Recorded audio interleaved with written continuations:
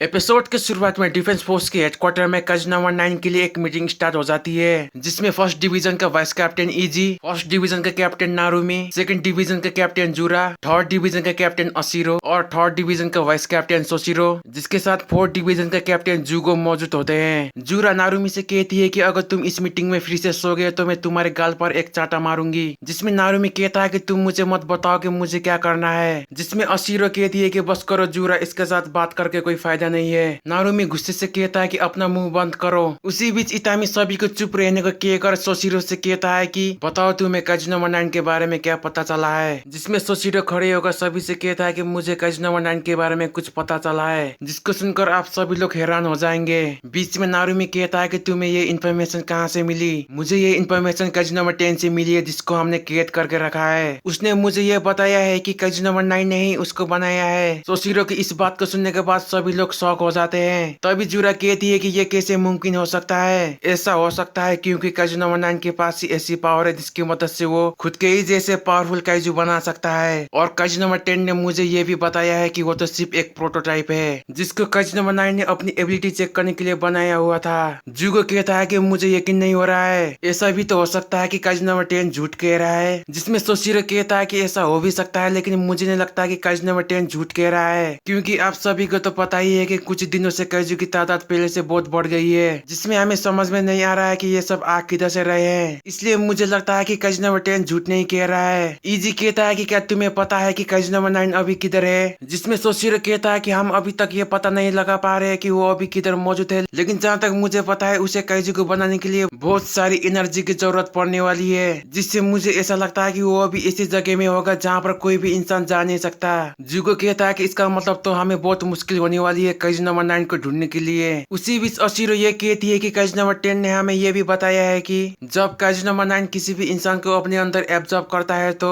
वो उसके मेमोरी को भी इस्तेमाल कर सकता है। अगर उसने इस साव को अपने अंदर एब्जॉर्ब कर लिया है तो इसका मतलब वो अभी डिफेंस फोर्स के बारे में सब कुछ जानता है। उसी बीच सोशिरो कहता है कि अभी भी हमारे पास एक मौका है, आखिर तुम कहना क्या चाहते हो। सोशिरो कहता है कि मैं ये कहना चाहता हूँ कि अगर काइजू नंबर 9 ने इस साव के मेमोरी को इस्तेमाल कर भी लिया तो वो सिर्फ हमारे बारे में जान पाएगा, लेकिन उसे ये बात कभी भी पता नहीं चल पाएगी कि हमारे डिफेंस फोर्स में अभी भी कुछ हंटर मौजूद है जिसके बारे में वो नहीं जानता। असीरो कहती है कि तुम किसके बारे में बात कर रहे हो। मैं बात कर रहा हूँ अभी अभी आए हुए नए हंटर्स की। अगर हम लोग उन लोगों को इतना ट्रेनिंग करवाए कि वो लोग उतना स्ट्रॉन्ग तो हो जाएंगे कि काइजू नंबर 9 के साथ मुकाबला कर सके, जिसमें असीरो कहती है कि तुमने सही कहा। अगर हम किसी भी एक हंटर को इतना स्ट्रॉन्ग बना दे कि जो वेपन नंबर 6 को चला पाए, हम काइजू नंबर 9 को हरा सकते हैं। इतामी असीरो से कहता है कि क्या तुम्हें पता है कि ये वेपन कौन चला सकता है। असीरो कहती है कि मेरे नजर में एक हंटर है जो इस वेपन को चला सकता है, जिसका फाइटिंग स्किल पहले से बहुत बढ़ चुकी है, और उसका नाम है इचिकावा।